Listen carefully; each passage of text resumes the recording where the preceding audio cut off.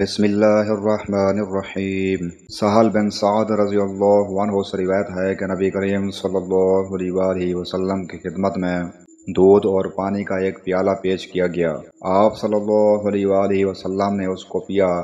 آپ کی دائیں طرف ایک نوعمر لڑکا بیٹھا ہوا تھا اور کچھ بڑے بوڑھے لوگ بائیں طرف بیٹھے ہوئے تھے۔ آپ نے فرمایا، لڑکے، کیا تو اجازت دے گا کہ میں پہلے یہ پیالہ بڑوں کو دے دوں؟ اس پر اس نے کہا، یا رسول اللہ، میں تو آپ کے جوٹے میں سے اپنے حصے کو اپنے سوا کسی کو نہیں دے سکتا۔ چنانچہ آپ نے وہ پیالہ پہلے اسی کو دے دیا۔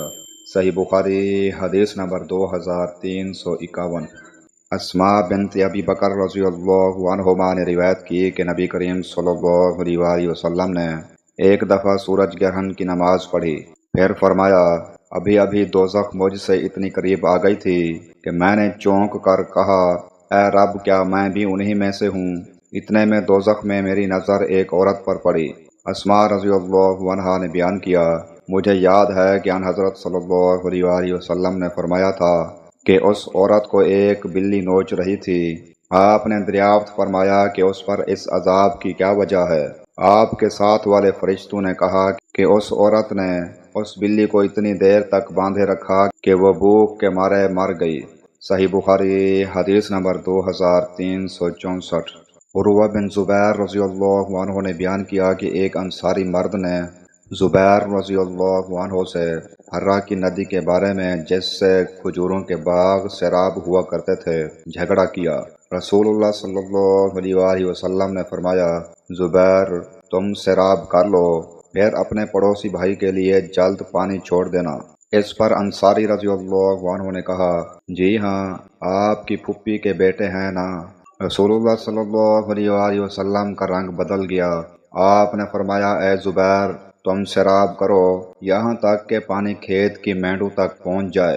اس طرح آپ نے زبیر رضی اللہ عنہ کو ان کا پورا حق دلوا دیا۔ زبیر رضی اللہ عنہ کہتے تھے کہ قسم اللہ کی، یہ آیت اسی بارے میں نازل ہوئی تھی، فَلَا وَرَبِّكَ لَا يُؤْمِنُونَ حَتَّى يُحَكِّمُوكَ فِيمَا شَجَرَ بَيْنَهُمْ ثُمَّ لَا يَجِدُوا فِي أَنفُسِهِمْ حَرَجًا مِّمَّا قَضَيْتَ وَيُسَلِّمُوا تَسْلِيمًا۔ سو قسم ہے تیرے پروردگار کی، یہ مومن نہیں ہو سکتے جب تک کہ تمام آپس کے اختلاف میں آپ کو حاکم نہ مان لیں، پھر جو فیصلے آپ ان میں کر دیں ان سے اپنے دل میں کسی طرح کی تنگی اور ناخوشی نہ پائیں اور فرما برداری کے ساتھ قبول کر لیں۔ ابن شہاب نے کہا کہ انصار اور تمام لوگوں نے اس کے بعد نبی کریم صلی اللہ علیہ وآلہ وسلم کے اس ارشاد کی بنا پر کہ سیراب کرو اور پھر اس وقت تک رک جاؤ جب تک پانی منڈیروں تک نہ پہنچ جائے، ایک اندازہ لگا لیا، یعنی پانی ٹخنوں تک بھر جائے۔ صحیح بخاری حدیث نمبر 2362۔